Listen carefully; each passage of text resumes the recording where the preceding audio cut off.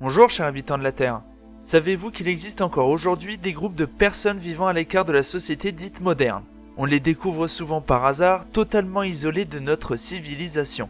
Certains ne sont pas hostiles et préfèrent continuer à vivre dans leur coin, mais pour d'autres la rencontre peut mal se terminer. Les Mascopiro sont un peuple nomade de chasseurs-cueilleurs isolés dans le sud-est du Pérou.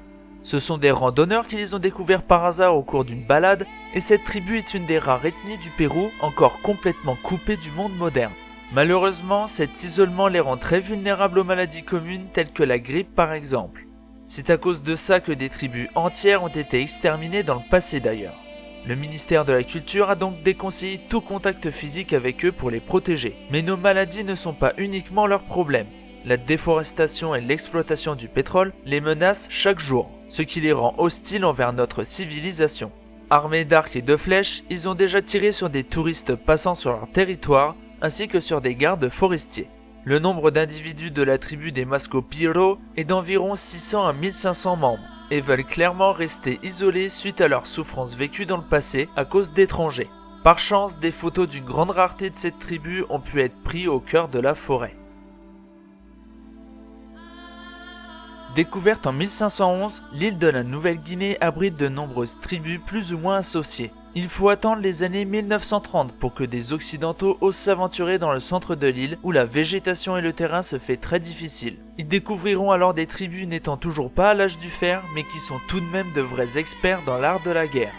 De violentes guerres éclataient régulièrement entre villages pour une histoire de territoire, de famille ou de femmes. Et ces guerres reprennent de plus belle aujourd'hui depuis quelques temps. D'où le danger de s'aventurer auprès de ces tribus. Michael Rockefeller, parti acheter des armes tribales en vue d'une exposition new-yorkaise, aurait rencontré une de ces tribus et plus particulièrement une tribu cannibale. Il est porté disparu en 1961 et son corps n'a jamais été retrouvé malgré un important dispositif mis en place. L'île réserve toujours aujourd'hui de nombreuses surprises. Certaines tribus sont connues et il n'y a quasiment aucun contact avec elles. Des tribus inconnues peuvent sûrement encore se cacher dans la dense végétation de l'île. Et pour ceux qui veulent visiter l'île dans les lieux dits dangereux, il vous sera obligatoire d'engager des gardes du corps. Il y a quelques années, une tribu qualifiée de non contactée a été repérée près de la rivière Envira, dans l'ouest du Brésil. Ce sont probablement les descendants des tribus voulant échapper à la surproduction du caoutchouc et au quasi-génocide de leur peuple pour obtenir leurs terres. Pourtant, nous sommes au courant des massacres de la part des fermiers pour agrandir leur culture, mais le gouvernement ne reconnaît même pas leurs existences. Grâce à des images prises en avion, on remarque un camp avec des grandes cabanes pour accueillir les familles, des hamacs et même un champ de bananiers, ainsi que du manioc. Cette tribu, comme toutes celles qui sont isolées, vit figée dans le passé et n'a jamais eu de contact avec les sociétés modernes. Ce sont loin d'être des sauvages et méritent d'être respectés comme tout être humain. Et ce qui est étonnant, c'est qu'ils doivent en savoir plus sur nous que nous le pensons. Les Jarawas sont des pygmées qui vivent en autarcie depuis plus de 35 000 ans sur une des îles Andaman, située à 200 km au sud de la Birmanie. L'alimentation de ce peuple se fait par la chasse, la pêche ainsi que la cueillette.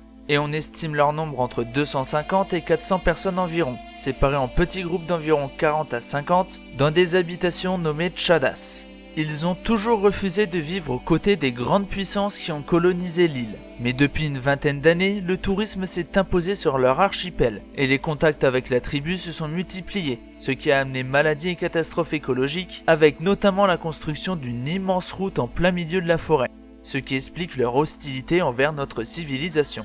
Ils ont même déclaré « Votre monde est mauvais pour nous, on ne l'aime pas. Il y a trop de gens, trop de bruit, pas de paix, on n'aime pas ça. On ne veut plus avoir d'interaction et être trop proche de votre monde. On veut rester comme on est, ici c'est chez nous. C'est là que l'on veut vivre. » Descendants de la première population humaine à avoir quitté l'Afrique, les sentinelles vivent tout comme les Jarawas dans une des îles Andaman depuis probablement 60 000 ans. Sur une île de 72 km², leur mode de vie n'a pas changé. Nous savons juste qu'ils vivent en communauté et qu'ils rejettent toute modernité. C'est grâce à des images que l'on peut savoir que les sentinelles ont la peau foncée et les traits de l'Afrique noire. Car on ne peut plus les approcher aujourd'hui sans risque de se faire tuer. C'est en 1991 que le Britannique Trilokinath Pandit s'approche de la tribu. Il arrive à les filmer et nous rapporte qu'ils vivent sans aucun chef ou sorcier, et savoir ce qu'il se passe en dehors de leur île ne les intéresse pas. Les Sentinelles sont à ce jour l'un des peuples les plus hostiles de la planète. En 2006, 2 pêcheurs ont été tués par des sentinelles alors qu'ils amarraient leur bateau sur leur côte. Tout comme les autres peuples, nous pouvons comprendre pourquoi ils sont si hostiles, ayant connu que violence et irrespect de la part d'étrangers. J'espère que cette vidéo vous a plu. Si oui, faites-le moi savoir en vous abonnant si ce n'est pas fait, ou en mettant un petit pouce en l'air. Sinon, eh bien faites-le moi savoir aussi. Et si vous voulez que je traite d'un sujet en particulier, n'hésitez surtout pas à me le proposer. A bientôt pour une nouvelle vidéo.